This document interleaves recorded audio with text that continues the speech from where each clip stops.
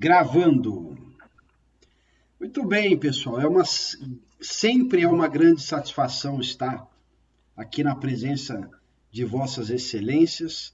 Hoje é a nossa última aula antes da prova.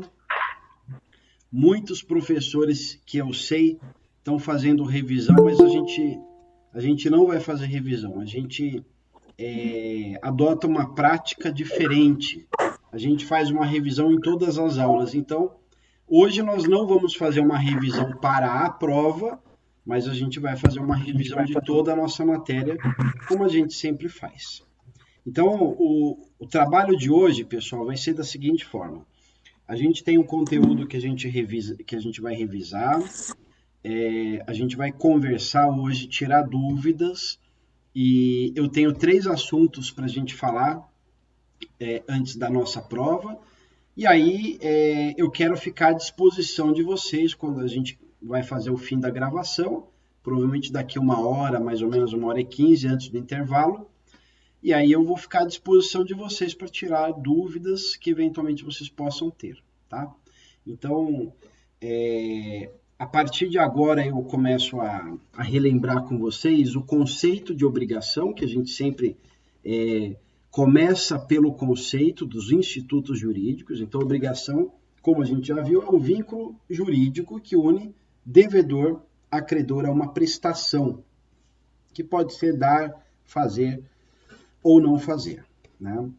Esse dar a gente viu que é uma coisa certa ou uma coisa incerta. O fazer consiste sempre numa atividade. Essa atividade pode ser uma atividade por um devedor substituível, no caso seria uma obrigação de fazer infungível, ou um devedor insubstituível, que seria uma obrigação personalíssima ou intuito persona. E a abstenção, que consiste no não fazer, né? Então, para todos os efeitos, todas as pessoas só conseguem realizar essas 3 atividades, esses 3 atos, né? É um dar, que é entregar algo, um fazer, que é uma atividade, ou uma abstenção.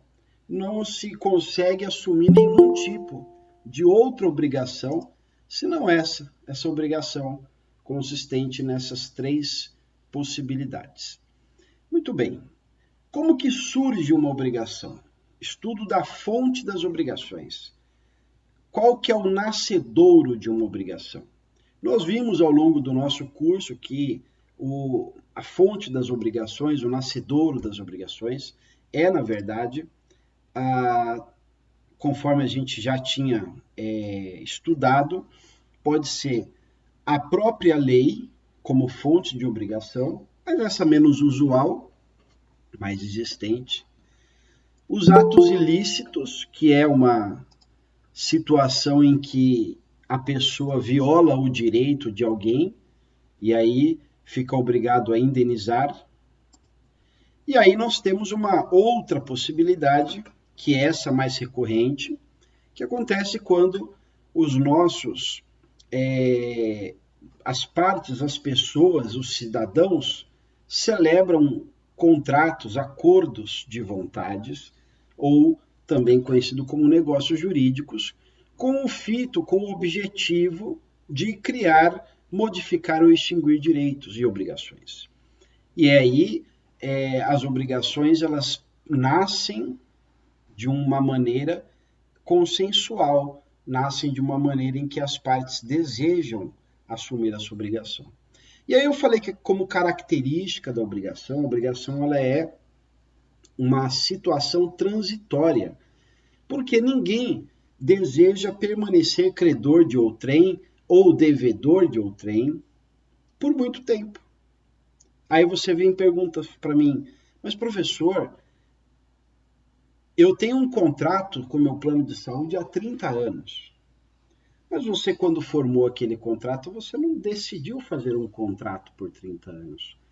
O que acontece é que durante a relação jurídica entre você e o seu plano de saúde, vocês foram, ao longo dos tempos, vocês foram aperfeiçoando a relação jurídica de vocês.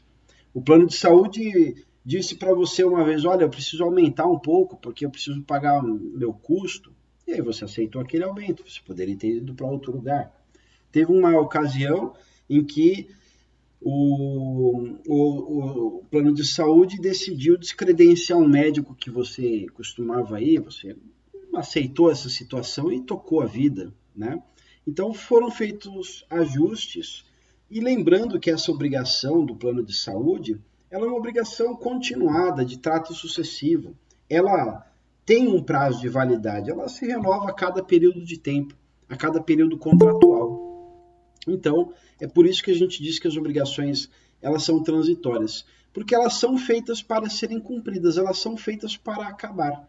Ainda que seja uma obrigação de trato sucessivo ou uma obrigação continuada, que são sinônimos, nós temos a cada período de tempo o cumprimento das obrigações, o cumprimento seja do credor ou seja do devedor, cada um cumprindo com a sua obrigação. E aí, pessoal, é nesse sentido que a gente fica muito tranquilo em dizer que as obrigações elas são transitórias. E aí eu sempre digo para os meus alunos que o devedor ele não quer inadimplir, ele quer adimplir, ou seja, ele não quer descumprir a obrigação, ele quer que a obrigação seja cumprida, na verdade. E o inadimplemento ou descumprimento da obrigação é uma exceção, que produz consequências que a gente vai falar, isso ainda na aula de hoje, mas essas consequências, elas podem ser minoradas, porque se a obrigação for simplesmente atrasada no seu cumprimento, mas servir ainda para o credor, ele tem a faculdade de aceitar. Agora, se essa obrigação for absolutamente inadimplida, aí há de se responder por perdas e danos. Mas isso é uma outra história que a gente vai ver mais tarde. O fato é que as obrigações, elas têm começo, meio e fim. E podem resultar de dois resultados diferentes, que é o cumprimento da obrigação, onde o vínculo jurídico ele é extinto, ou o inadimplemento, que vai ocasionar uma indenização, uma reparação por perdas e danos. E aí, ao longo do nosso curso, a gente passou também a classificar as obrigações quanto ao momento do seu cumprimento, quanto à liquidez, quanto à observância de várias nuances, várias óticas da obrigação. Quando a gente classifica a obrigação, por exemplo, com relação aos seus elementos acidentais, e a gente vai fazendo com que o aprofundamento do estudo do direito das obrigações traga para você, aluno, operador futuro operador do direito, a possibilidade de você melhor compreender e melhor aplicar o Código Civil, que é a nossa regra matriz. Quando você opera, você compreende corretamente e você sabe operar, sabe aplicar bem os institutos jurídicos, você nada de braçada, e aí todas as relações jurídicas que tiverem eventualmente um conflito, você tem uma condição de uma solução. E a gente viu ao longo do curso também que existem direitos patrimoniais disponíveis e direitos patrimoniais indisponíveis. Quando a gente tem a disponibilidade, quer dizer que a gente tem a possibilidade de transacionar, de negociar. Então, existem regras, como por exemplo, o local onde a obrigação deve ser cumprida, mas você pode, caso queira, no instrumento de nascimento da obrigação, ou seja, no contrato, você tem a possibilidade de mudar essa lógica e aí o cumprimento da obrigação ser realizado no domicílio do credor, por exemplo, né? E aí nós fomos avançando os estudos do Código Civil, a gente identificou que ao longo do tempo o credor é a quem nós devemos cumprir a obrigação, mas o credor ele também pode se fazer representar por o seu procurador ou um representante legal. Nós vimos que o devedor é quem deve cumprir a obrigação, só que quando faz esse cumprimento de obrigação, ele também pode ser substituído, subrogado na pessoa de um outro devedor. Só que esse outro devedor ele pode ter ou não ter interesse jurídico. Então, quando ele tiver interesse jurídico, significa dizer que, caso haja inadimplemento, esse terceiro interessado ele pode responder com o seu patrimônio. E quando tiver um terceiro não interessado, o patrimônio desse terceiro simplesmente não vai ser nunca alcançado. Então, o que muda a quem cumprir a obrigação, né? Quem deve cumprir a obrigação, é justamente se há ou não interesse jurídico. Esse interesse jurídico, como eu disse, ele faz com que a pessoa do terceiro interessado, ele tenha um vínculo com aquela obrigação. Pode ser um vínculo ocasionado por uma obrigação acessória, né? Aquela obrigação principal, pode ser, por exemplo, um aval, pode ser uma obrigação solidária, pode ser até uma fiança, mas essa obrigação ela passa a ter uma característica de punir também aquele terceiro, caso não seja cumprida. Então, meus amigos, avançando mais um pouquinho nos nossos estudos, a gente começou a estudar as formas diretas de pagamento. O pagamento, ele, na modalidade direta ou normal, é aquele pagamento que acontece quando a gente tem o cumprimento da obrigação da forma que foi combinada. Quando, por exemplo, a gente cumpre a obrigação de uma maneira diversa, uma maneira diferente, não prevista, anormal, portanto, nós temos o pagamento pela via indireta.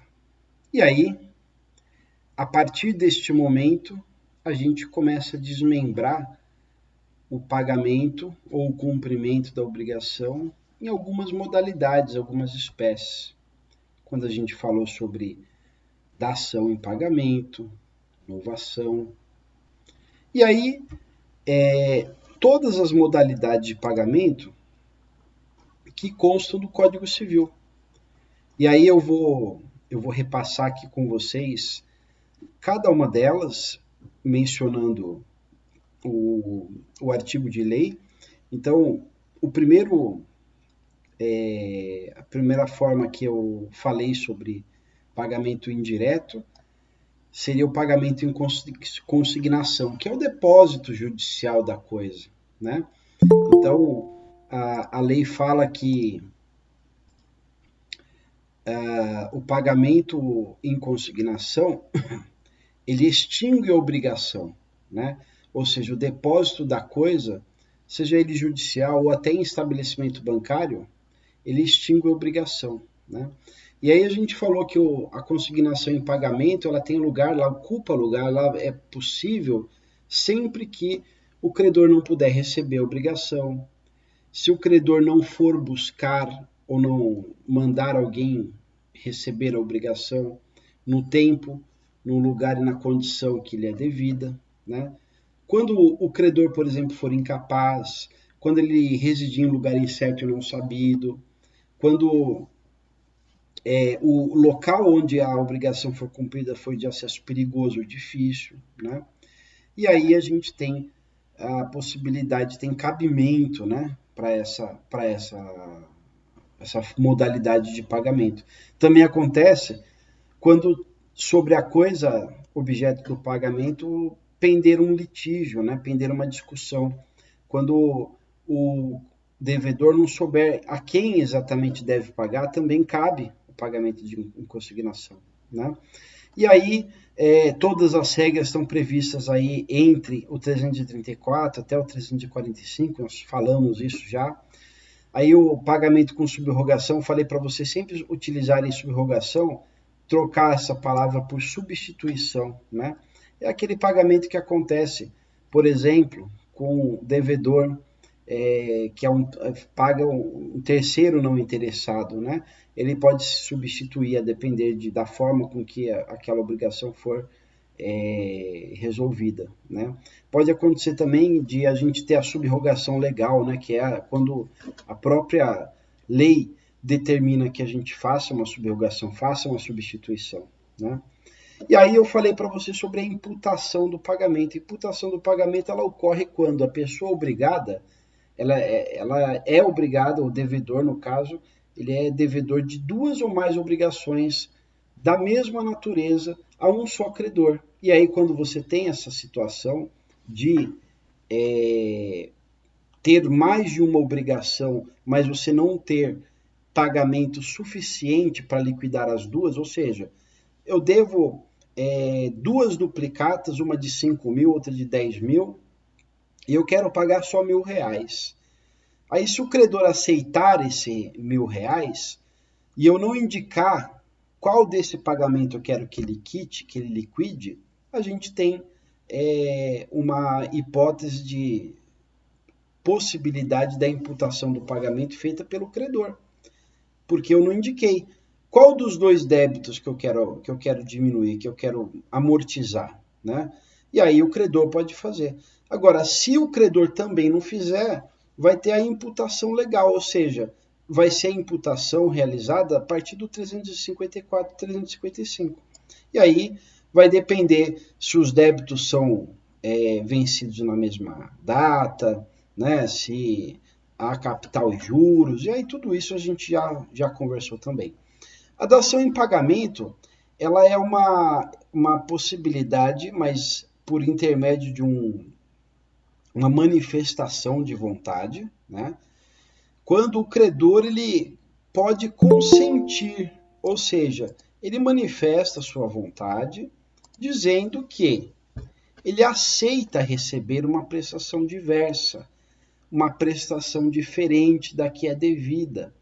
Lembra, pessoal, que o credor não é obrigado a receber uma prestação diferente daquela que a gente combinou, ainda que seja mais valiosa. Ou seja, quando o credor aceitar receber um objeto, um veículo, ao invés de receber dinheiro, quer dizer que está sendo feita uma dação em pagamento. Então, imagina que eu quero comprar um imóvel, e aí eu vou lá no lugar onde eu estou procurando o imóvel, eu vi que tem um apartamento que custa R$1 milhão. É o apartamento dos meus sonhos. Mas eu não tenho R$1 milhão, eu tenho um outro apartamento que custa 500 mil, e aí eu quero... eu tenho só 500 mil na minha conta e tenho também o apartamento. Então, o que eu ofereço como pagamento?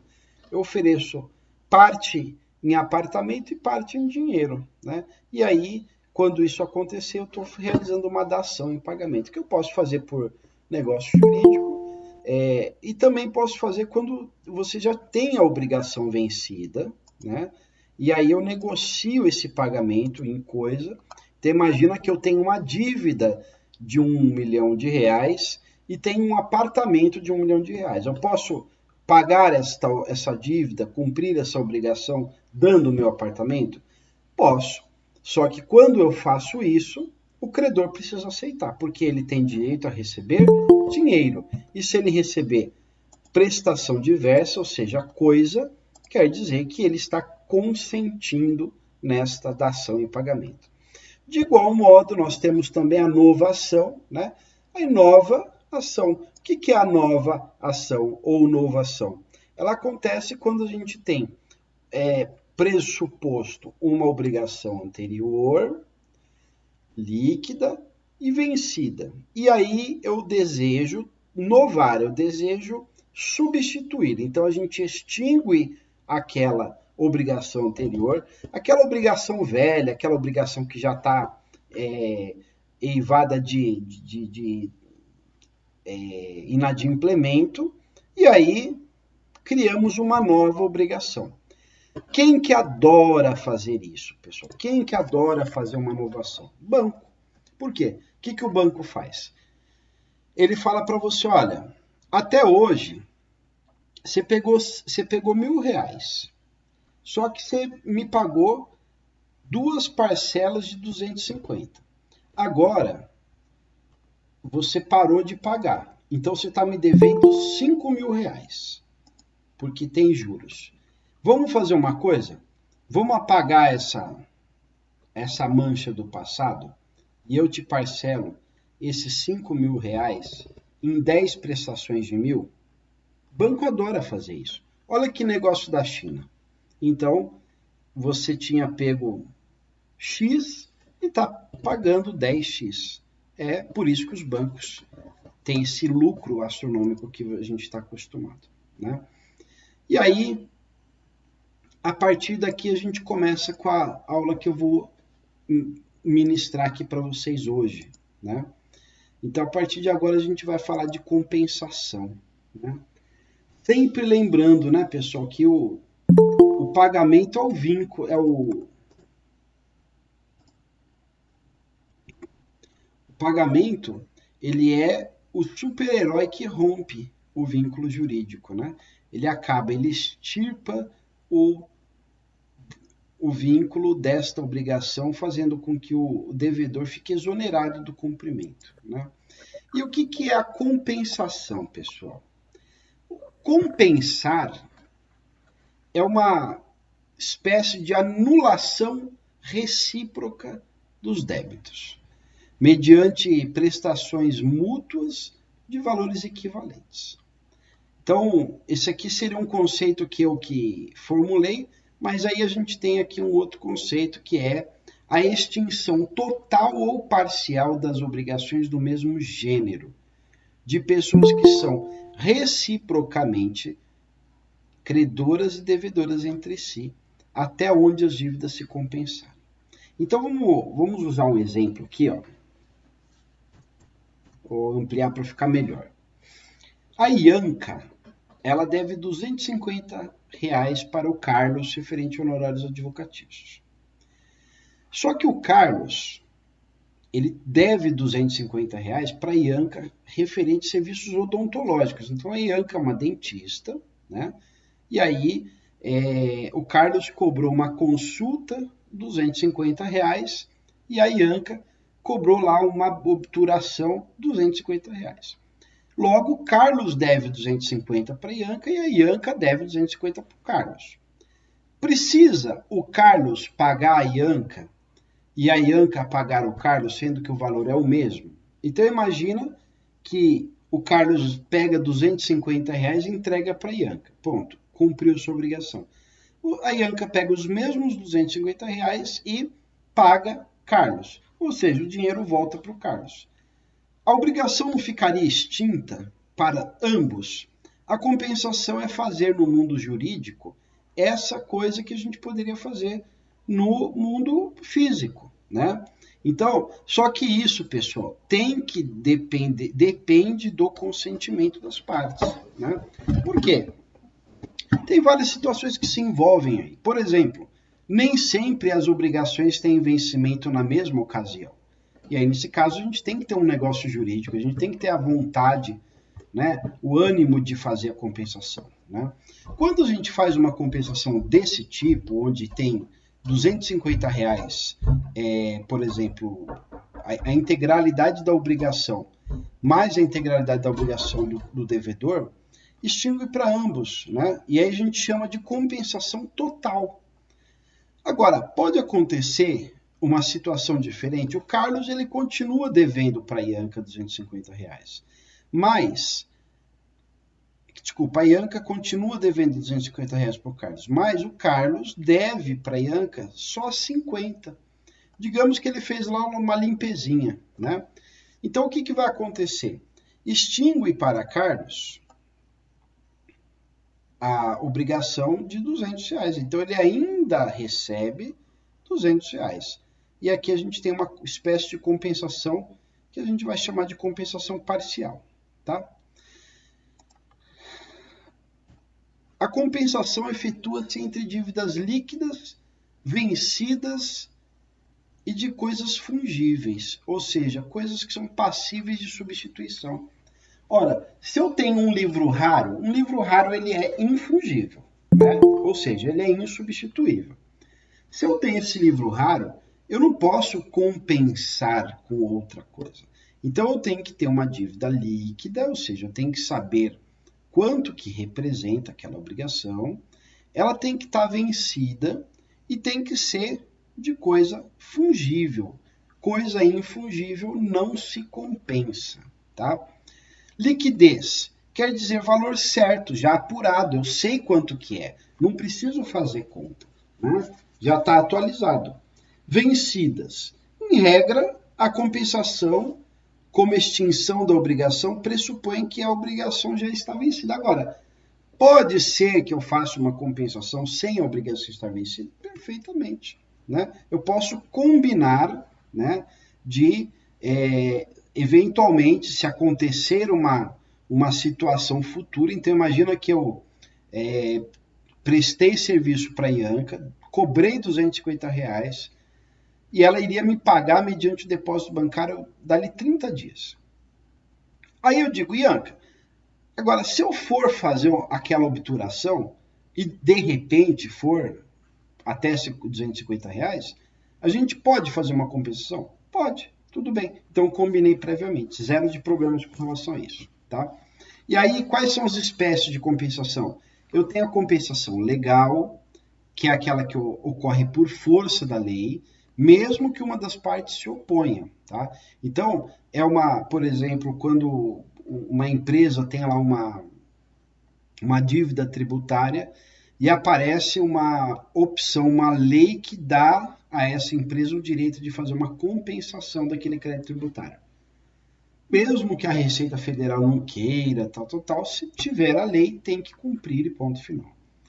A compensação judicial é aquela que ela foi determinada pelo juiz em um caso concreto, específico, onde o juiz, para resolver aquela situação, aquela lide, ele determina a compensação de valores que foram pagos, até para evitar outras discussões processuais, né? Uma questão de praticidade, né? E de economia processual. Há um princípio de direito processual que diz que as partes devem procurar economizar, né? Então, essa economia processual é simplificação de atos, ok? Compensação convencional é aquela que decorre do acordo de vontades, né? Muito bem. Agora eu vou voltar aqui um pouquinho, olhar para vocês, porque eu preciso liberar o Carlos. Carlos, boa noite. Estamos com 16 pessoas aqui ao vivo. Eu preciso respirar, porque eu me desembestei a falar, então eu vou dar boa noite aos alunos que estavam chegando aqui. Enquanto eu respiro um pouquinho, eu quero saber se tem alguém que teve alguma dúvida de tudo que eu falei. O que eu fiz hoje? E está gravado para quem chegou agora. Eu fiz uma espécie de revisão, como eu sempre faço, né, de todo o conteúdo. E aí eu comecei já uma questão nova que a gente vai finalizar para a nossa P1. Alguém tem alguma dúvida de tudo que foi falado até agora? Não. Não, né? Muito bom. Gente, tá ótimo falar sozinho, viu? Olha, vocês não sabem como que é uma delícia falar sozinho. Professor, boa noite. Graças a Deus. Ainda bem que a Rosana gosta de mim. Fala, Rô, tudo bem? Tudo bem, graças a Deus. Então tá. Vamos lá, para agitar um pouquinho. A grosso modo falando, nós vamos para P1, de que artigo a que artigo do Código Civil?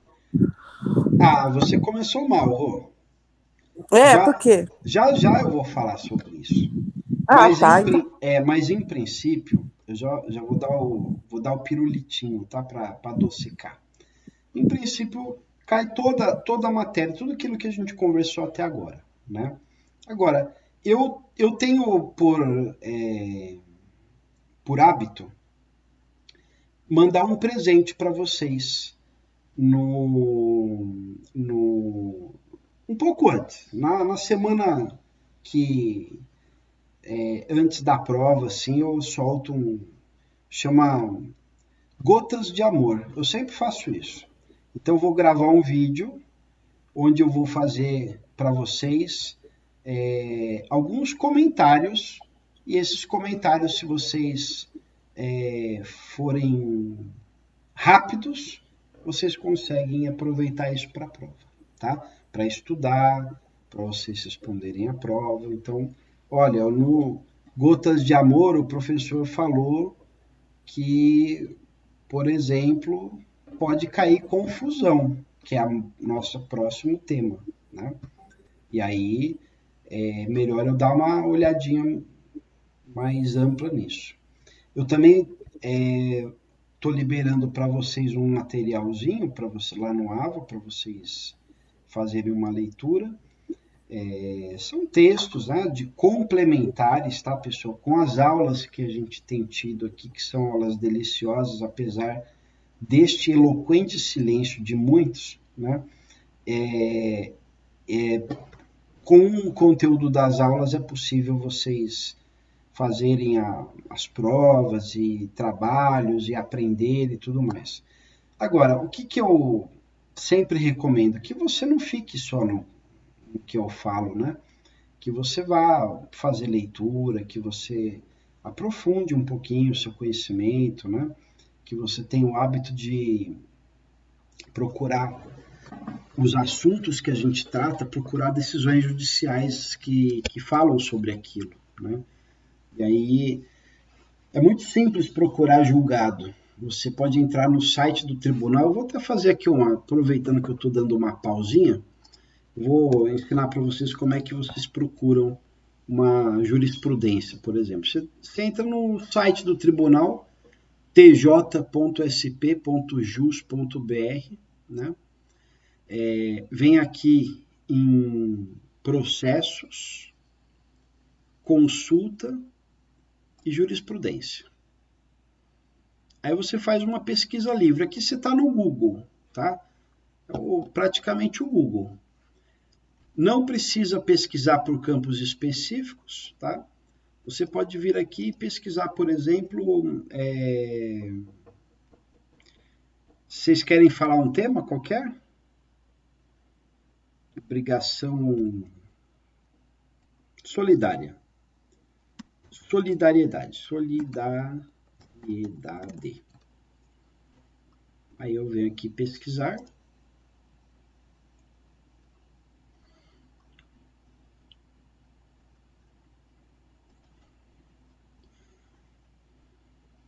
Quando ele encontra uma palavra dentro do documento, 5 ocorrências encontradas no inteiro teor do documento. Ele não tem na ementa, mas ele encontra, você teria que abrir o PDF para encontrar a palavra. Vou pegar aqui aleatoriamente, vamos pegar esse que tem 5, por exemplo. É um contrato de assistência médica, né? Eu clico aqui para dizer que eu não sou um robô. E ele abre o acórdão. Aí eu vou fazer uma leitura rápida do acórdão para a gente entender o que está acontecendo aqui. Plano de saúde, contrato de assistência médica e ou hospitalar. Aplicabilidade do CDC, Código de Defesa do Consumidor. Súmula 469 do Colendo Superior Tribunal de Justiça. Possibilidade de revisão de cláusulas contratuais que decorre do próprio sistema jurídico.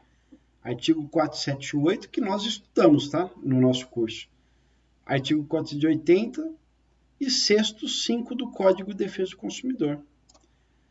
Todo o artigo 6º do Código de Defesa do Consumidor fala sobre os direitos básicos do consumidor. E aí o 5º fala sobre a possibilidade de revisão de contrato, tá? E aí está dizendo aqui, relativização do pacta sunt servanda. Pacta sunt servanda quer dizer que os pactos devem ser observados, devem ser cumpridos. Uma tradução literal aí, livre, tá? Reajuste por faixa etária, 59 anos, possibilidade reconhecida. Necessidade de previsão contratual, respeito aos limites e requisitos legais e observância ao princípio da boa-fé objetiva. Orientação do STJ, Superior Tribunal de Justiça. Não é Supremo Tribunal de Justiça, tá? É Superior Tribunal de Justiça. Firmada no recurso especial, RESP, tá? RESP, RESP quer dizer recurso especial, número tal do Rio de Janeiro, com rito de eficácia vinculante.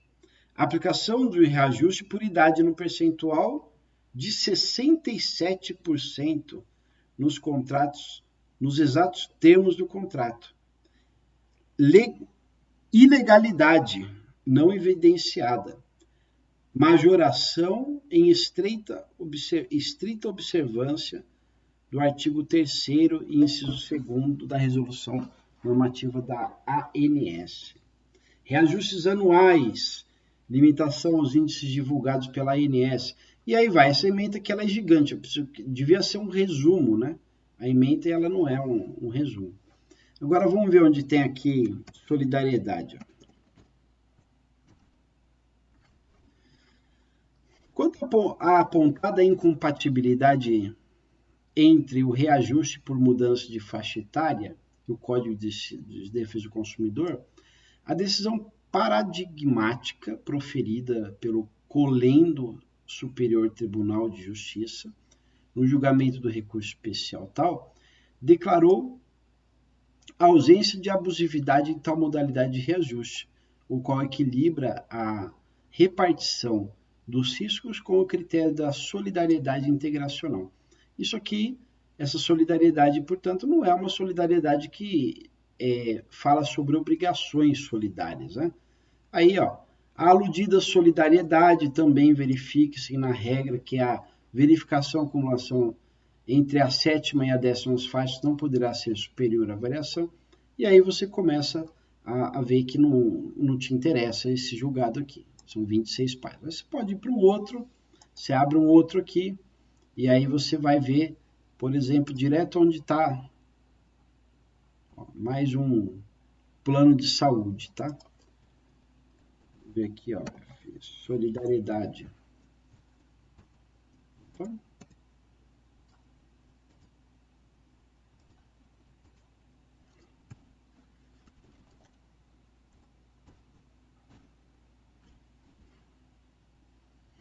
Ação de obrigação de fazer, acumulada com pedido de antecipação de tutela e com pedido de nulidade de cláusula contratual. Plano de saúde, ilegitimidade passiva, inocorrência, súmula 99 deste Tribunal de Justiça. Solidariedade entre as operadoras, eis que integrantes do sistema Unimed de Saúde. Ah, essa daqui é uma solidariedade que eu conheço, que eu estudei com o professor Gabriel. Está aqui, ó. Solidariedade entre as operadoras, eis que integrantes do sistema Unimed. Quer dizer, aqui a gente está diante de uma situação em que o juiz que julgou esta ação aqui, ó, esta apelação civil, determinou, disse que são solidárias essas operadoras do sistema Unimed. Então essa daqui é um acórdão que serve para mim. Vou separar, tá? E assim por diante. Eu não sei se vocês já tinham feito isso alguma vez, mas eu acho que vale. Essa aula aqui tem que ser uma aula importante para vocês poderem entender como faz pesquisas no Tribunal de Justiça de São Paulo. Você pode ir para qualquer Tribunal de Justiça, tá? Tribunal de Justiça do Rio de Janeiro, por exemplo. Vai ter a mesma coisa, talvez com outro layout, outra carinha, mas você vai ter um lugar que você vai ter possibilidade de consultar a jurisprudência. Tá vendo aqui, ó? Consultas, jurisprudência. Aí eu quero consultar uma jurisprudência do Rio de Janeiro. Tá aqui, ó. Mesma coisa, pesquisa livre, né? Aqui a gente pode colocar propter rem. Obrigações propter rem. Tá vendo aqui, ó? Vínculo obrigacional propter rem, ó. Apelação cível, execução de cotas condominiais, decisão de acolhimento de exceção de pré-executividade que reconheceu a ilegitimidade da parte incorporadora. Contexto probatório demonstrador de que os compradores sequer haviam sido emitidos na posse do imóvel no imóvel no período objeto de cobrança. Vínculo obrigacional, ó, tá vendo? Ó? Vínculo, tá escrito, ó, vínculo jurídico obrigacional. Vínculo jurídico é aquilo que liga o devedor ao credor. Ó, como é que é esse vínculo? É propter rem, que sequer teve início. Ou seja, obrigação que foi acompanhando a coisa, né? Ó, de novo aqui outro pagamento, dívida próprio terreno. Ó, próprio terreno. Tudo isso aqui me interessa. Então eu posso pegar esse acórdão aqui, ó. Posso fazer um PDF dele, ó. Ou esse aqui liberou até em Word, ó. Aí você consegue até copiar e colar na sua petição. Ó, bonitinho. E aí vai, Tribunal de Justiça da Bahia, Tribunal de Justiça que você quiser. Como que alguns pesquisam? Existe um site chamado Propter Jus Navigandi. Ou é Jus Brasil, quer dizer, ó, aqui, ó. Esse site, ele te dá também o acesso à pesquisa de jurisprudência, mas ele é pago, ele tem que ser, mas ele é muito bom, porque você pode, com uma única pesquisa, pesquisar em vários tribunais, ó.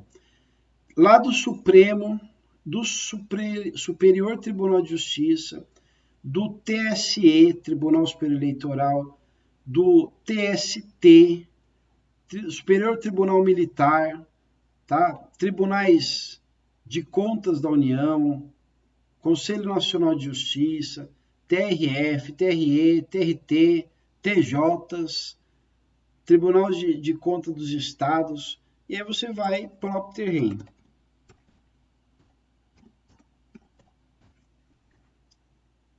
E aqui você pode escolher, ó, nas últimas 24 horas, na última semana, no último ano, primeiro ou segundo grau. Você pode escolher de onde você quer. Ó, ele fala do TJ. Qual TJ que você quer? Ó? Qualquer um aqui, ó, você pode escolher. Ó. No princípio, ele vai marcar todos. Ó. Não, eu quero só da Bahia, quero só do Rio Grande do Norte. Né? Então, você escolhe aqui. Ó. Agora, qual que é o problema daqui? Se eu quiser copiar e colar, ele pede para eu criar uma conta e aí ele começa a me dar uma opção de plano de pagamento. E aí isso realmente não, às vezes fica inviável, né? Mas é um bom site que tem informações importantes. Então, para você estudar, por exemplo, é um site que você pode copiar. Ele simplesmente organiza as ementas aqui para você poder consultar. Como é que eu faço se eu não pago, professor? Olha, eu venho aqui, por exemplo, eu peço uma de São Paulo, anoto o número do processo e vou lá no TJ procurar, tá? Beleza? Rô? Meu Deus do céu, eu acho que o gatinho está comendo a língua dos meus alunos hoje. Professor. Fala, querida. Obrigada, entendi. Mais uma pergunta. Eu acompanho todas as aulas. Uhum. Talvez eu tenha perdido alguma coisa, mas não ficou estabelecido que a prova valeria 7 e cada professor ia dar um trabalho, ou 3 trabalhos valendo um ponto? Ficou. O senhor, eu não vi nada. O senhor postou alguma coisa?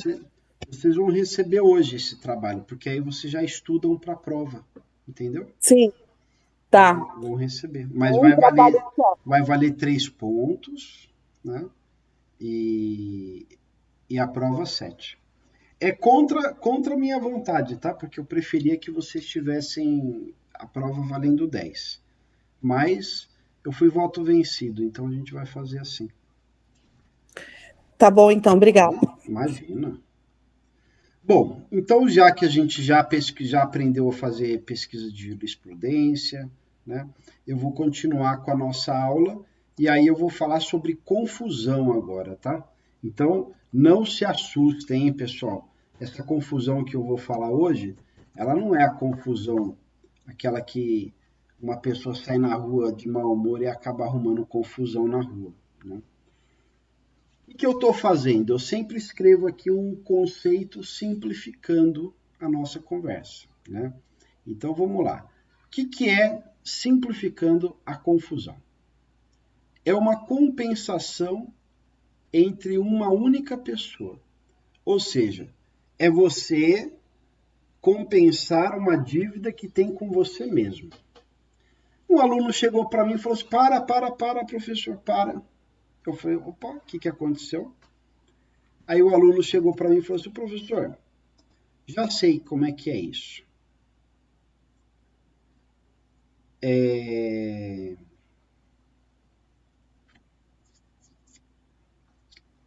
Eu acabei de perceber que eu fiz a pesquisa, que eu ensinei para vocês fazer a busca de jurisprudência e eu não estava compartilhando a tela,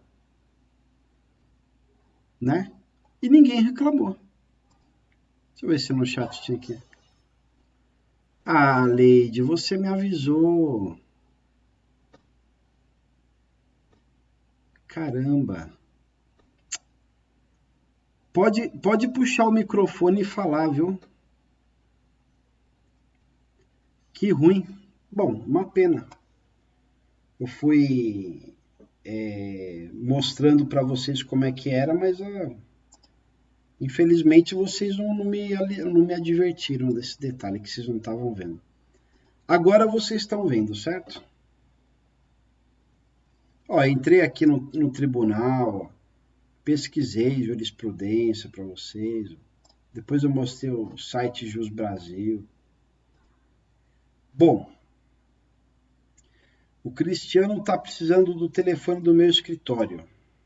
Depois eu te dou, Cris. Vamos lá.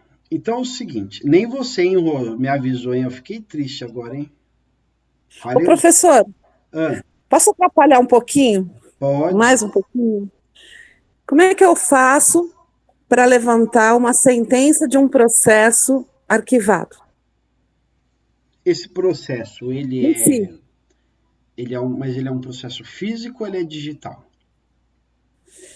Ele era físico. Eu acredito que não tenha sido digitalizado. Você tem o número do processo? 2013, tenho. Você se importa se eu mostrar para vocês agora? Ou é confidencial? É particular. Tá. Então é assim, ó. Eu vou mostrar, você não vai me falar o número, tá? Mas assim, processos, consulta processual. Aí você vem aqui, consulta de processo no primeiro grau, digita o número do processo aqui e dá pesquisar. Aí vai aparecer o processo. Se ele não tiver segredo de justiça, você consegue ver.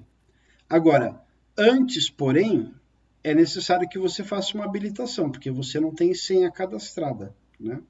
Aí você vem aqui, faz a habilitação com o seu CPF, faz o cadastrinho e pronto. Beleza? Beleza, obrigada. Se você quiser, depois você me manda um WhatsApp e aí eu pesquiso para você não precisar fazer o cadastro. Tá bom? E dá para a gente tirar essa peça do processo? O processo é meu. Dá para a gente tirar a sentença em PDF?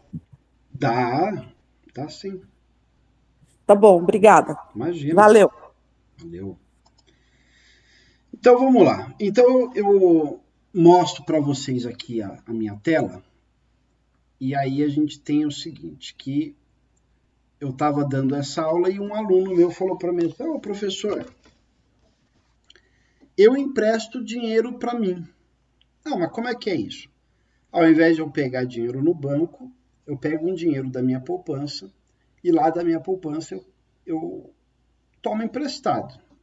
Então eu vou comprar uma televisão, eu saco R$2.000 da minha poupança, pago à vista, ganho um desconto e tudo mais, e depois eu pago 10 prestações de R$200 para mim.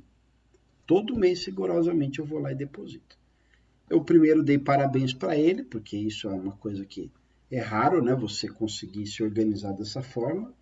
Mas, segunda coisa, eu disse, não é isso, tá? Então, eu vou dar um exemplo para você quando que acontece essa situação. Antes, eu vou ler o conceito doutrinário, que é a extinção total ou parcial das obrigações, que ocorre somente quando o devedor e o credor é a mesma pessoa. O artigo 381 fala: extingue-se a obrigação desde que na mesma pessoa se confundam as qualidades de credor e devedor. Extingue-se a obrigação desde que a mesma pessoa se confunda as qualidades de credor e devedor. O que é isso? Carlos, único filho e único herdeiro de Antônio. Ele toma emprestado 100 mil reais do pai dele. O Antônio falece e o único bem que ele tem é o direito de receber os 100 mil que ele tinha emprestado para o seu filho Carlos. Sendo Carlos devedor de 100 mil ao seu pai, mas sendo também seu único herdeiro, a obrigação de pagar os 100 mil fica extinta, pois houve confusão patrimonial. Deu para entender isso, pessoal? Sim? Muito bom. Ou seja, quando a gente tem na mesma pessoa, ele é credor e devedor ao mesmo tempo, não tem por que ele pagar para si. Então, teria sentido o Carlos pagar o espólio do seu pai e depois ele receber de volta os 100 mil? Não. Extingue a obrigação por força da confusão. A confusão que a gente fala é, na verdade, uma modalidade de confusão patrimonial, né? Há uma confusão entre o patrimônio do devedor e do credor, tá? Muito bem. E aí, a confusão ela tem só 4 artigos no total, né? Ela pode ser total ou parcial, né? Então, como no exemplo que eu dei aqui, o filho tinha tomado emprestado do pai 100 mil, mas pode acontecer do pai ter outro patrimônio, vai só extinguir aquela dívida que ele tinha com o seu pai, né?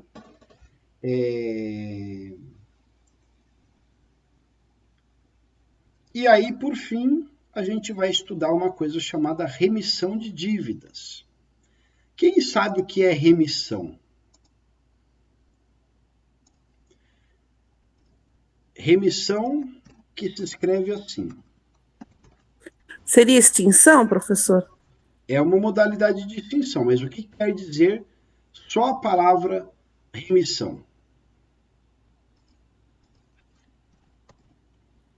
Pagamentos? Eu vou compartilhar aqui a tela, ó, tá? Eu tenho 2 formas de escrever remissão. Uma é com 2 S's, e é essa forma que a gente vai falar, e a outra é com C cedilha. Então, eu tenho remissão, ato ou efeito de remir-se, liberação da pena, de ofensa, de dívida, perdão, quitação, resgate. É isso aqui, remissão com C cedilha. E tem essa remissão que é de perdão, tá? Remitir, de perdoar, sentimento de misericórdia, indulgência, compaixão, perdão dos pecados, né? Quando você faz aquela oração, né? Então, essa é a modalidade de remissão que a gente tem. O que a gente vai tratar? Da remissão que fala do Código Civil, tá? Então, por que eu estudo a remissão já falando para vocês que eu estou falando da remissão com 2 S's? Porque essa remissão com 2 S's é um ato de vontade de perdoar, tá? É um ato de vontade de perdoar. O perdão, nesse caso, é o perdão feito pelo credor. Então, o credor, ele decide perdoar, né? O credor decide remir, né?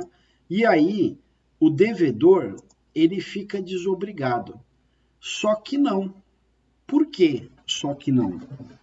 Porque imagina que eu vou dar agora boa noite para o Valdir, que acabou de chegar. Imagina o seguinte, que o Valdir está me devendo uma quantia. E aí, essa quantia que o Valdir está me devendo, eu decido perdoar. Por quê? Eu gosto do Valdir, ele me ajuda como representante de sala, na coordenação, e aí eu desejo perdoar o Valdir. Só que o Valdir falou o seguinte, olha, eu agradeço, professor, mas eu não quero ser perdoado, eu quero pagar a obrigação. E aqui, mais uma vez, eu ressalto para vocês. Lembra que eu falei para vocês que o devedor, ele não tem só a obrigação de pagar, ele tem o direito de pagar. Portanto, não basta que o credor perdoe, o devedor precisa querer ser perdoado, ok? Então, vamos ler aqui o que diz a remissão. A remissão de dívida, olha só, aceita pelo devedor, extingue a obrigação, mas sem prejuízo de terceiro. Vamos lá. Aceita pelo devedor. Se não for aceita, não faz o efeito de extinguir a obrigação. O que seria mais sem prejuízo de terceiro?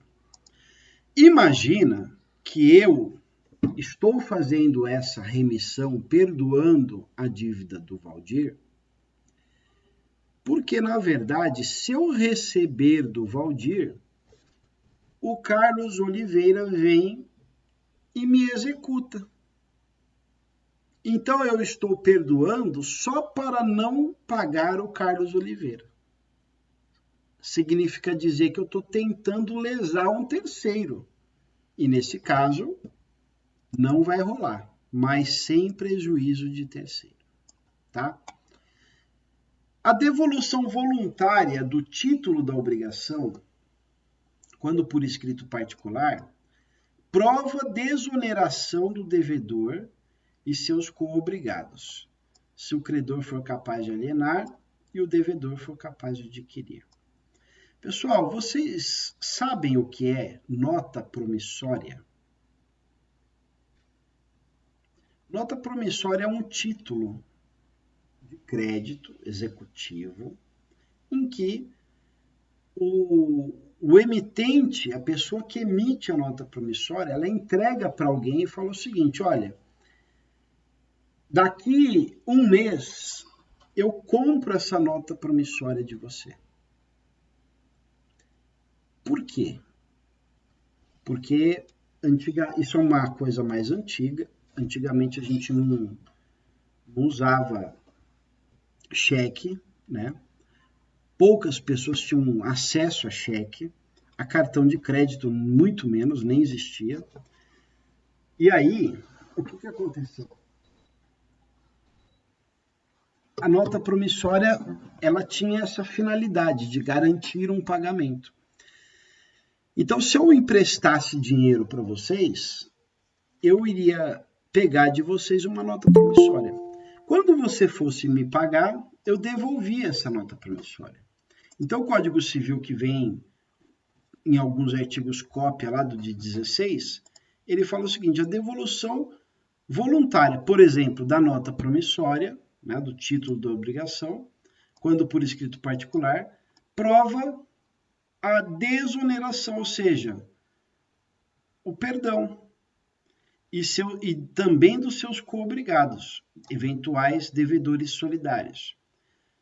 Sempre se o credor for capaz de alienar, se for maior, capaz, né, objeto lícito possível, e o devedor capaz de adquirir também, maior, capaz, né? E aí, a restituição voluntária do objeto empenhado prova a renúncia do credor à garantia real, não a extinção da dívida, né? Então, aqui quando a gente tem uma situação em que há uma espécie de garantia real, né? Relacionada à coisa. E aí vocês podem navegar aqui nos artigos da lei, tá? Então, o que é importante vocês lembrarem da remissão da dívida? O que é? É o perdão, mas tem que ser aceito pelo devedor. Esse perdão pode ser total ou parcial, tá? O perdão é quanto quiser. Pode ser, inclusive, perdão só de juros. Então, quando a gente tem uma obrigação que os juros eles são devidos, você pode fazer o perdão só dos juros. Zero de problema. Ou posso perdoar o principal e cobrar só os juros. Depende da vontade, né? Da vontade do credor e o devedor tem que aceitar, tá? Ah, mas só ele sendo muito burro mesmo para não aceitar. Pode ser, não tem problema. Ele pode ser muito burro, zero de problemas. E aí, isso não caracteriza um problema. Bom, até aqui tudo bem, pessoal? Posso seguir?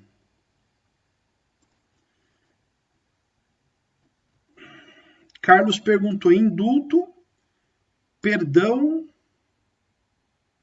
referência envio. Quer falar, Carlos? Abra o mic, que aí eu respiro.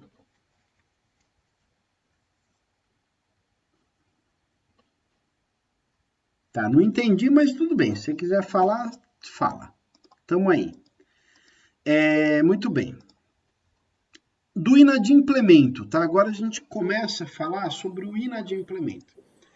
Meu professor, boa noite. Fala, meu microfone é ruim, então eu não me manifesto muito por áudio, não. Mas a remissão que eu estava colocando era a remissão de quando o senhor estava falando, passou o tempo da piada, mas a remissão com 2 S's era o indulto, era a referência do, digamos assim, até o, como é que chama? O apenado, assim, não a remissão do Código Civil, era outra remissão. Exatamente. Tá certo. Passou o tempo. Entendi. Mas a piada, ela é sempre tempestiva, tá bom? Tá certo. Vamos lá. Então, assim, até agora a gente estudou as regras do jogo. A partir de agora, com o estudo do inadimplemento das obrigações, a gente estuda a consequência pelo descumprimento da obrigação.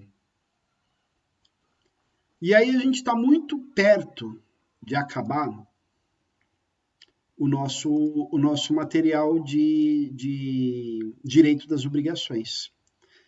Isso, por um lado, é bom, porque a gente vai ficar com bastante tempo para falar sobre responsabilidade civil. Mas o que eu quero dizer para vocês? Que o inadimplemento das obrigações, ele é cuidado pelo artigo 389 do Código Civil. E esse aqui, pessoal, eu vou ter que ler para vocês.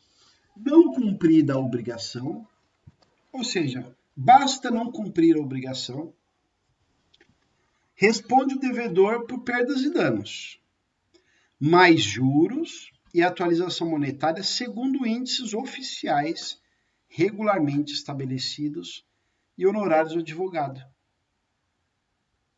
Nas obrigações negativas, ou seja, de abstenção, né, o devedor é havido por inadimplente desde o dia em que executou o ato que deveria se abster. Pelo inadimplemento das obrigações, respondem todos os bens do devedor.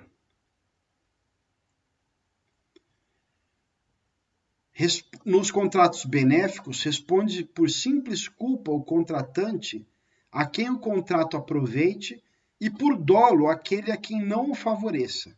Nos contratos onerosos, responde cada uma das partes por culpa, salvo as exceções previstas em lei. Agora, o devedor não responde pelos prejuízos resultantes de caso fortuito ou força maior, se expressamente não se houver por eles responsabilizado. O caso fortuito ou força maior verifica-se no fato necessário, cujos efeitos não era possível evitar ou impedir. Então, olha só, pessoal. Quando a gente fala sobre inadimplemento, a gente tem várias considerações que a gente tem que pensar. Primeira consideração importante, né? Basta o descumprimento de uma obrigação para incidir, para dar ensejo a responsabilização por perdas e danos. Além disso, correção monetária e também juros de mora, pelo atraso. Quando a gente tem uma situação em que basta o descumprimento para que seja considerado inadimplente, por outro lado, a gente tem uma coisa chamada excludente desta responsabilidade, que ocorre sempre quando existir caso fortuito ou força maior. E aí, pessoal, tem uma exceção da exceção. Então, vamos retomar. Para ser inadimplemento, basta não cumprir a obrigação. Vai responder por perdas e danos, por juros, por atualização monetária, inclusive honorários do advogado. Há uma exceção, quando houver caso fortuito ou força maior. Pergunto para vocês, sempre? Não. Por que sempre não? Porque quando uma das partes expressamente houver se responsabilizado, inclusive pela existência de caso fortuito ou força maior, ou seja, uma vez eu falei para um aluno, né? O aluno falou assim, professor, o senhor não é de faltar na aula? E eu digo, não, eu não falto, eu venho para a faculdade mesmo que seja de maca. Ou seja, eu estou falando, eu venho para cá de qualquer jeito, eu me responsabilizo por estar presente, sempre e sempre. E aí, isso seria uma modalidade de excludente, exceção da exceção. Por quê? A regra é que, havendo caso fortuito ou força maior, eu estou desobrigado de cumprir com a minha obrigação. Agora, quando eu expressamente contrato dizendo que, olha, eu me responsabilizo inclusive por isso, a gente tem uma excludente da excludente. Quem que geralmente se responsabiliza por caso fortuito ou força maior? Companhia de seguro. Você pode contratar, por exemplo, um seguro de automóvel que cubra eventos da natureza, caso fortuito, vandalismo, né? Você vai pagar um pouco mais por isso. Tudo bem, mas quando você, mesmo pagando um pouquinho mais por isso, você tem a contratação daquela responsabilidade. Então, significa dizer que a seguradora, ela acaba, sim, disponibilizando para você uma cobertura extra, e aí, nesse caso, é a exceção prevista no artigo 393, parte final, tá?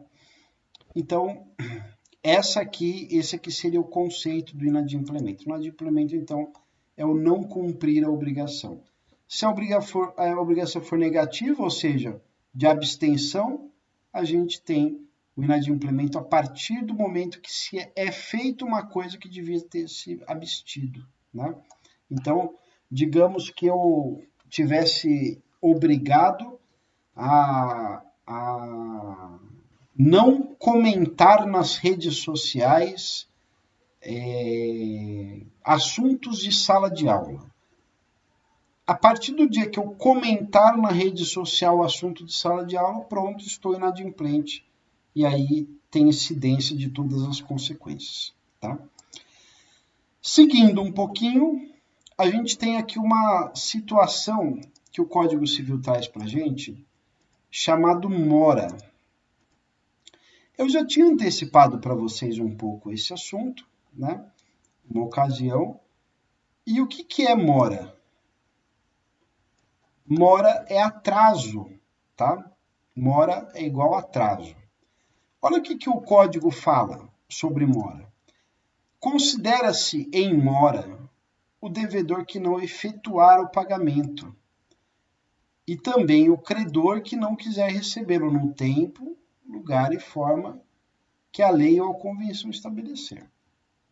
Então, se eu digo para vocês que mora é atraso, a gente tem aqui, considera-se atraso o devedor que não efetuar o pagamento no tempo, no lugar e na forma que a lei ou que a convenção estabelecer. Posso ler também: considera-se em mora o credor que não quiser receber, no tempo, no lugar e na forma que a lei ou que a convenção estabelecer. Portanto, mora é o atraso no cumprimento da obrigação. Se a obrigação for de dar uma coisa, quando? Hoje, na faculdade, em aula presencial, e não cumprir, eu estou em mora.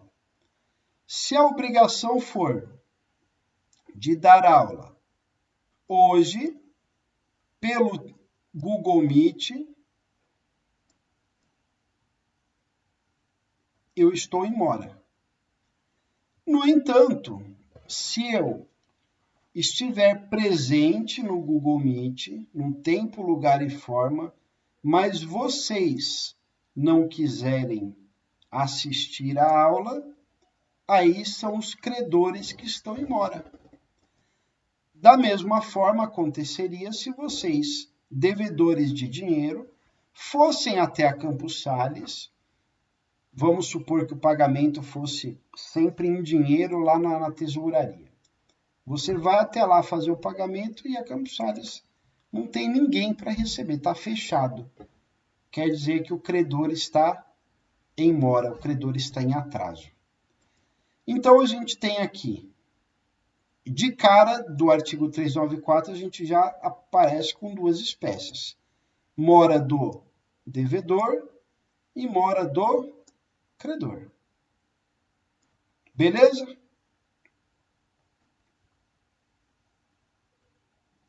Oi.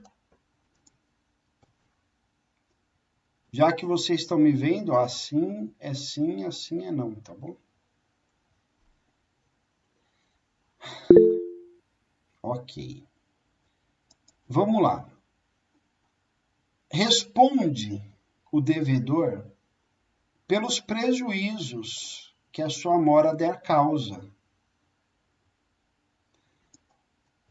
E assim, a gente deve ler que também responde o credor pelos prejuízos que sua mora der causa.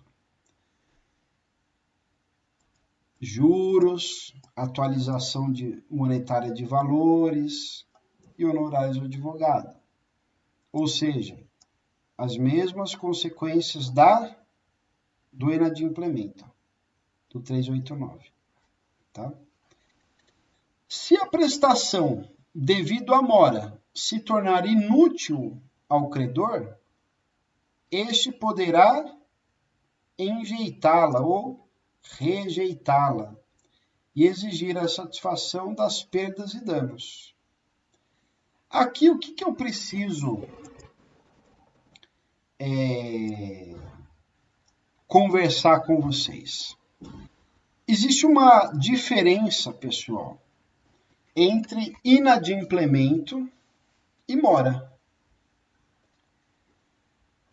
Se eu perguntar para vocês, e agora eu vou pedir a participação de vocês.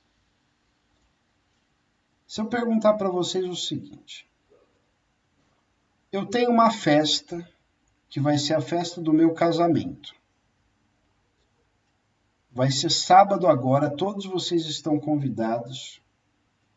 E a nossa festa começa pontualmente às 18 horas. Dentro do cerimonial está especificado que às 18 horas a noiva entra pela igreja. O cerimonial todo demora 1 hora. E a partir das 19 horas, o buffet, que fica logo ao fundo da igreja, vai ser servido. Digamos que a Maria Cristina seja a dona do buffet e a Maria Cristina vai fazer o evento, vai cobrir o evento do meu casamento. E aí ela se compromete a, evidentemente, se ela tem que servir às 19 horas, ela tem que chegar às 4 da tarde, para poder deixar tudo arrumadinho, ligar o forno, fazer uns testes e tal. Ocorre que 19h30 ela ainda não chegou, mas ela chega às 20 horas. Meus convidados ainda estão lá, com fome, com sede, de cara feia, falando mal do casamento. Eu estou lá tirando foto ainda, não estou nem sabendo o que aconteceu isso. Se ela chega às 20 horas para entregar o buffet, ela está atrasada? Sim. Houve consequência? Eu entendo que sim. Eu já estou passando vergonha na frente dos meus convidados. Mas isso tudo a gente resolve.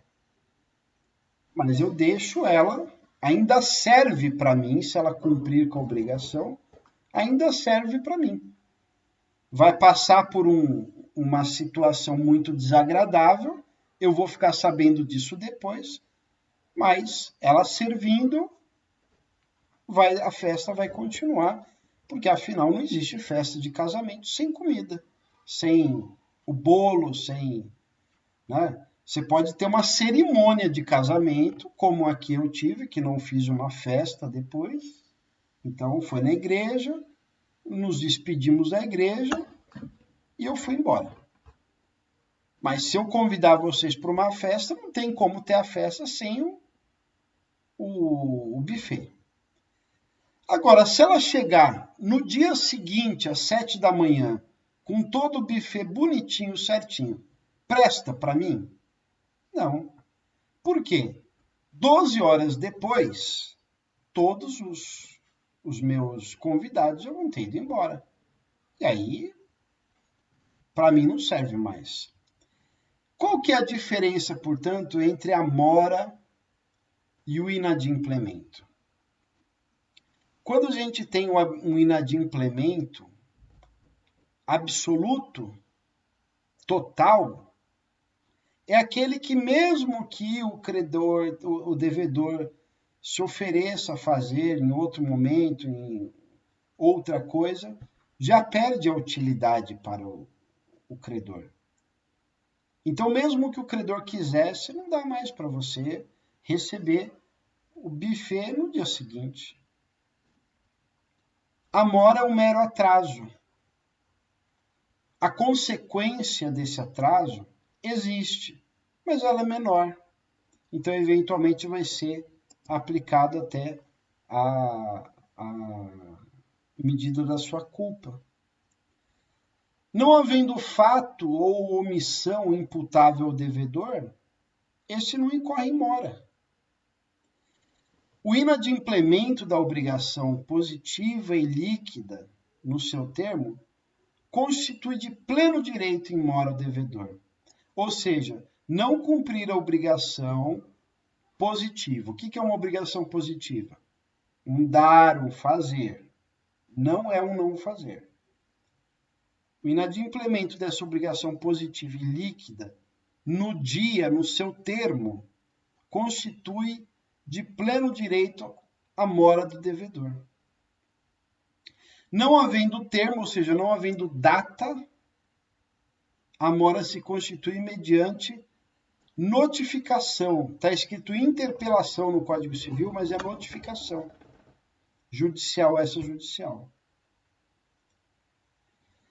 Nas obrigações provenientes de ato ilícito, considera-se o devedor em mora desde que praticou.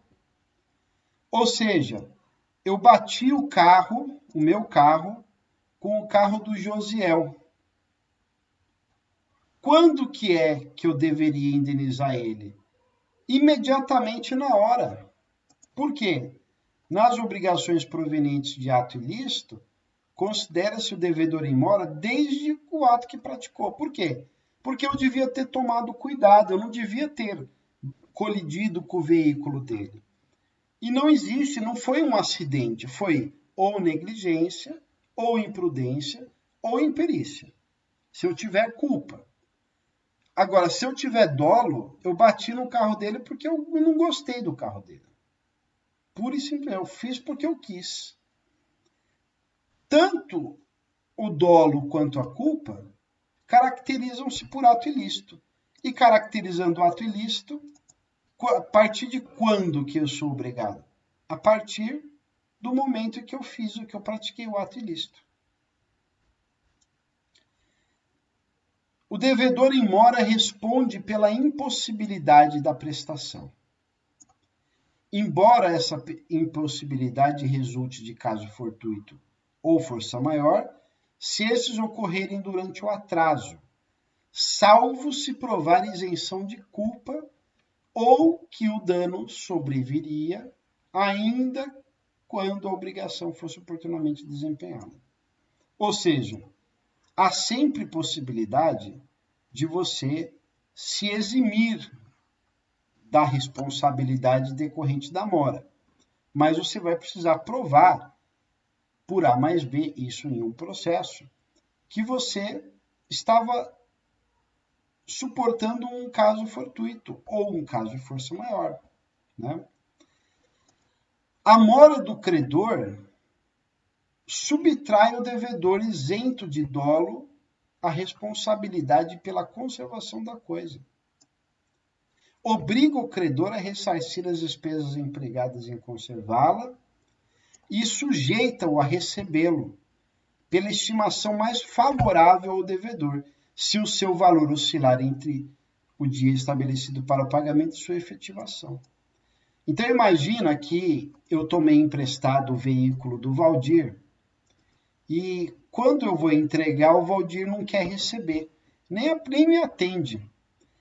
Me custa cuidar do veículo do Valdir, porque eu preciso contratar um estacionamento para o carro pernoitar, eu preciso, teve uma chuva e o carro ficou sujo, eu preciso lavar o carro. Então, todas essas despesas que eu tiver para conservar a coisa, eu tenho o direito de ser ressarcido, de ser reembolsado, porque a mora do credor, né?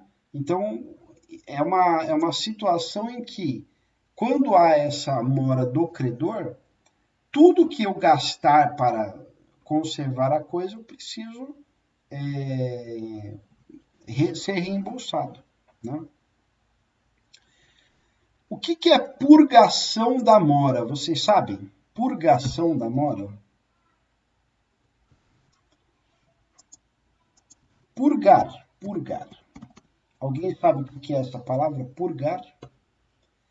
No dicionário diz que é tornar puro, livrar-se de impurezas, depurar, purificar, limpar, né? Livrar. Né? Então, purgar a mora significa dizer que você deixa, que você cuida para que os efeitos danosos da mora, né, não ocorram, não surtam mais. Como é que você... O 401 que fala isso, purgar a mora. Por parte do devedor. Como que ele purga a mora? Oferecendo quem o devedor, a prestação mais a importância dos prejuízos decorrentes do dia da oferta. Imagina que a Maria Cristina ela chegou às 8 horas lá no meu casamento e aí ela fala o seguinte: olha, eu atrasei, é verdade, mas eu tinha combinado de ficar com vocês até às 10 horas. Eu vou fazer o seguinte, eu vou ficar com vocês até a meia-noite. Como forma de purgar a mora. Pode ser? Pode. Eu aceitei, topei, entendi que ela teve algum problema. É você de novo, viu, Maria Cristina? Eu gosto de chamar você de Cris. Mas eu brinco com todo mundo, eu brinco só com quem eu gosto. Por isso que eu brinco com todo mundo, né, Fagner? Tem gente que eu falo pouco, mas é porque aparece aqui na minha tela, não é todo mundo, fica mudando, né? Tem hora que você aparece, tem hora que você não aparece mais, e aí vai, né? Não é Bruna Brito. A Lilian que estava com vídeo, mas aí acho que ela viu que vocês não estavam usando o vídeo. Só o Carlão está comigo aqui para trocar comigo. Mas vamos lá. Por parte do credor, oferecendo-se este a receber o pagamento e sujeitando os seus efeitos da mora até a mesma data. Imagina que eu estou com o carro do Valdir e aí o Valdir não quer receber o carro porque ele nem me atende. Aí eu gastei com o carro uma diária de estacionamento, mais um combustível que eu falei que foi R$50. Aqui a distância é longe, deu 50 pau. Aí o Valdir fala o seguinte, olha, faz o seguinte, me traz de novo, você vai gastar mais 50, eu vou te dar R$100, mais R$25 da pernoite do carro no estacionamento e ainda recebo o carro. Purgou a mora? Purgou. Combateu todos os efeitos? Combateu. Como é que um devedor de aluguel purga a mora? Ele paga o aluguel que está atrasado, mais a multa, mais os juros e pronto, está purgado a mora. Ele suspende os efeitos, né, danosos do atraso, do inadimplemento parcial. Tá certo? Muito bem. Eu vou falar um pouco agora sobre perdas e danos, porque eu estou entendendo que ninguém teve dúvida. Uma vez eu tenho uma pergunta, professor. Opa, desculpa aí. Graças a Deus. Fala, nessa questão da... Né, primeiro, boa noite, né? Boa Já noite, tinha falado, mas boa noite, senhor. E nesse exemplo que o senhor deu, para purgar a mora, ele pagou tudo, todos os imprevistos, as coisas que ocorreram. Pode-se também purgar a mora tendo algum tipo de abatimento? Por exemplo, então eu vou te pagar os 2 tanques aí que você pagou, mas o estacionamento você me dá um desconto. Isso também pode ter uma negociação para a quitação da mora, para expurgar a mora, ou não? Tem que pagar tudo que está em aberto? Pode ser. Agora, o que acontece? Eu estou considerando que não há negócio, né? E que é direito do devedor ou do credor para purgar a sua mora, fazer o mínimo exigível, né? Agora, ele pode negociar? Pode. Zero de problema. De repente, nessa situação, eu chego para você e falo assim, aí, Valdir, você não quis receber, eu vou te dar desconto por quê? Eu gastei. Aí você fala assim, não, professor, é que eu tive um imprevisto, meu chefe no trabalho me obrigou a ficar lá fazendo um relatório, e aí por isso eu não fui para casa e tal, peço desculpas, e se eu tiver que arcar com todas essas despesas que você está me cobrando, eu vou ter uma dificuldade para X, né? Tudo bem, então tá bom, então eu te dou esse desconto, não tem problema. Então fica resolvido, né? Então é uma situação em que você tem uma possibilidade de negociar. Beleza? Obrigado. Imagina. Então vou seguir. Espera aí que eu vou olhar o chat aqui que o pessoal está colocando alguma coisa. 12 horas já é inadimplente, mora de atraso, perde o valor da importância. Isso aí, eu novamente. E pinta a casa. Era uma piada que se eu tivesse pego na hora ia dar legal, mas as piadas nunca são intempestivas. Beleza, então vamos lá. Perdas e danos. Eu sei que que são 9 horas, tá? Que a gente já está 1h20 aqui. Daqui a pouco a gente vai encerrar a aula. Eu vou ficar aqui ativo para quem quiser tirar alguma dúvida. Eu acho muito difícil que alguém queira tirar dúvida, porque ninguém está nem falando comigo hoje, né? Mas eu vou ficar por aqui para a gente conversar. Professor. Oi, querido. Professor. Oi. Posso... eu estava lembrando de um caso que aconteceu com a minha mãe, né? Uhum. Que aconteceu ela tinha comprado um carro e quando ficou faltando as últimas parcelas, ela não tinha condições de estar quitando. Certo. E aí o banco entrou em contato com ela e fez uma negociação para quitar todas as parcelas que tinha. Certo. Aí ela foi, aceitou a proposta, arrumou o dinheiro e já quitou tudo para não ter problema. Só que, passados alguns anos, eu acho que o banco vendeu a dívida, porque acontece de estar vendendo a dívida para uma credora, né? Sim. E aí, eu acho que eles venderam a dívida, mas foi pago a dívida, entendeu? E aí, depois de alguns anos, o nome da minha mãe foi parar no SPC. Aí ligaram cobrando a dívida que a gente já tinha pago. E aí foi interessante porque eles não tinham como provar que não havia sido pago. E eu tenho a mania de guardar documento, tudo que eu pego, conta, qualquer coisa, eu tenho o hábito de guardar. E aí eles não mantiveram o nome dela no Serasa.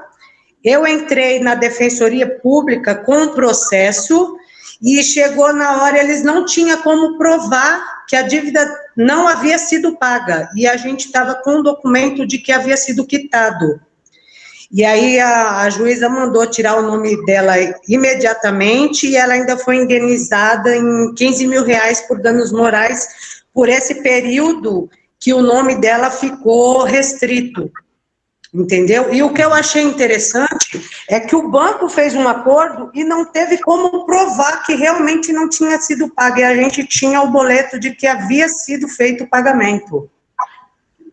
Legal. Vamos lá. Você falou de vender a dívida. Como é que chama isso? A gente aprendeu. Qual que é o nome desse instituto jurídico?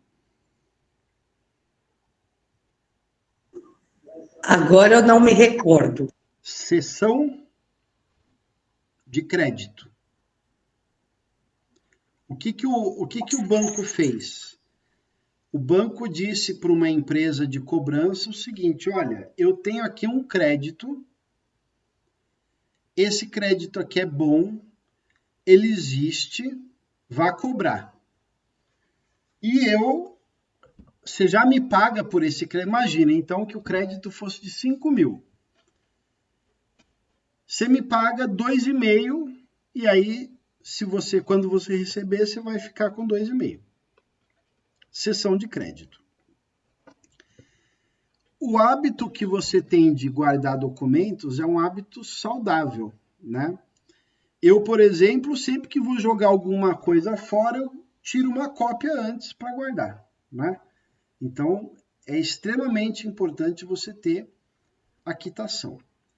Hoje, algumas empresas, concessionárias de serviço público, etc., já fornecem uma única carta, um documento, dando quitação daquele período todo. Então, o ano todo, você pega 12 continhas de luz, por exemplo, joga fora e fica com uma cartinha dando quitação, né? Então, essa é uma coisa bem interessante que aconteceu com ela. Eu ia dizer para vocês o que ela já adiantou. Essa é uma situação em que há um dano moral presumido, né? Então, chama-se dano moral in re ipsa, significa dizer que ela pode recorrer do Poder Judiciário um arbitramento de uma indenização porque há um dano moral presumido, né? Segunda coisa, o banco agiu de forma desorganizada, né?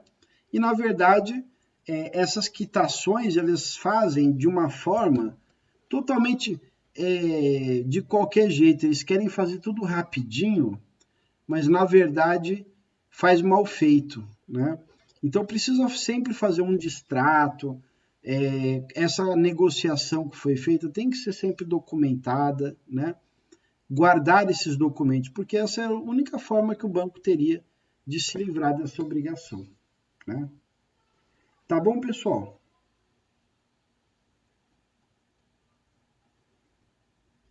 Tá bom, professor. Legal. Então, vamos lá.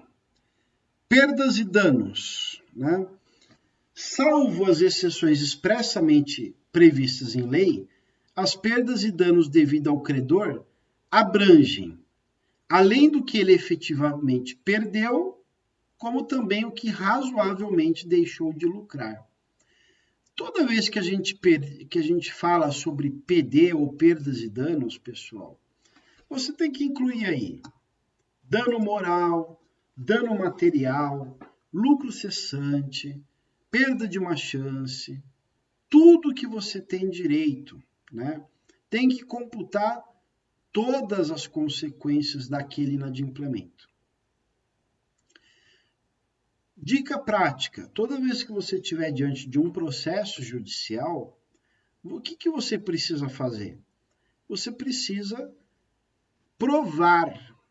Então, perdas e danos é um direito que você tem subjetivo. Quanto representa essas perdas e danos? Você tem que colocar: eu gastei R$50 para ir até a casa do Valdir, está aqui o comprovante. Ou eu não tenho comprovante, eu tenho, por exemplo, uma pesquisa que eu faço do Google Maps, que indica que da minha casa até a casa do Valdir dá 250 quilômetros. E que um veículo Gol, que é o veículo que eu tenho, ele tem um gasto de 16 km por litro na estrada. 16 km por litro, meu veículo faz tantos litros por quilômetro, tal, logo gastei R$50. Então, você consegue produzir uma prova daquele gasto, porque, na verdade, eu não saio por aí pegando notinha em posto de gasolina. Mas eu posso pegar o ticket do cartão que eu paguei o combustível, eu posso provar com extrato bancário, mas é importante que eu prove exatamente o quanto eu gastei, né? O recibo do estacionamento, ou uma declaração do estacionamento que eu estacionei o carro lá naquele dia, tal. E aí tudo isso gera um tipo de comprovação. Quando você consegue comprovar a existência daquele dano material, daquilo que você deixou de ganhar, né? Então, olha, para levar o carro para o Valdir um dia, não me custou nada. Por quê? Porque eu já tinha combinado isso com ele. Mas para eu levar o carro na casa do Valdir no outro dia, eu perdi um dia de trabalho. Um dia de trabalho meu, trabalho como pedreiro, a minha diária é de R$150. Significa dizer que eu tenho, se eu sou um pedreiro e a minha diária é R$150, eu tenho também de se ressarcir de R$150. E o perdas e danos, portanto, é tudo isso, né? Que, conforme diz o artigo 402, é aquilo que efetivamente perdeu e o que razoavelmente deixou de lucrar.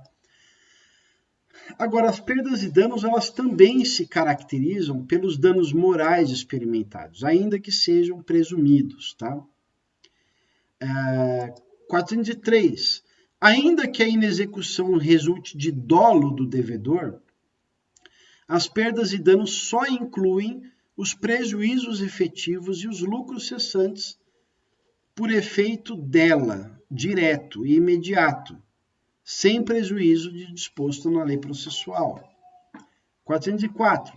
As perdas e danos nas obrigações de pagamento em dinheiro são pagas com atualização monetária, segundo os índices oficiais regulamentos, abrangendo juros, custos, honorários de advogado, sem prejuízo de multa convencional. Provado que os juros de mora não cobrem o prejuízo, e não havendo pena convencional, pode o juiz conceder uma indenização suplementar. E os juros, eles são contados desde a citação inicial. Olha aqui, um dos poucos artigos do Código Civil que trata sobre matéria processual, né? Quando que conta os juros de mora? Desde a citação, tá? E aí, pessoal, com essa exposição de hoje, eu acabo a nossa aula, faltando a gente estudar o artigo 406 até o 420. Por quê? Porque o 406 ele vai falar de juros, e aí eu preciso explicar para vocês tudo sobre juros, juros compostos, juros simples, juro de mora, juro de remuneratório, né? Como é que é a forma de cálculo dos juros prevista no Código Civil. E a gente vai falar de cláusula penal, que é a multa também, que a gente pode combinar, né? Uma cláusula dentro do contrato estabelecendo multa. A gente vai falar de sinal, né? De aquele sinal, aquele valor que a gente deixa como princípio de pagamento.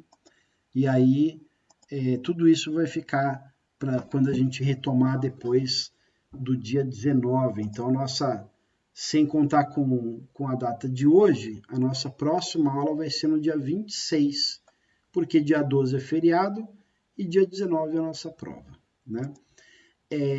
Eu vou fazer aqui um stop da gravação, tá? Porque a gente já está com 1h40.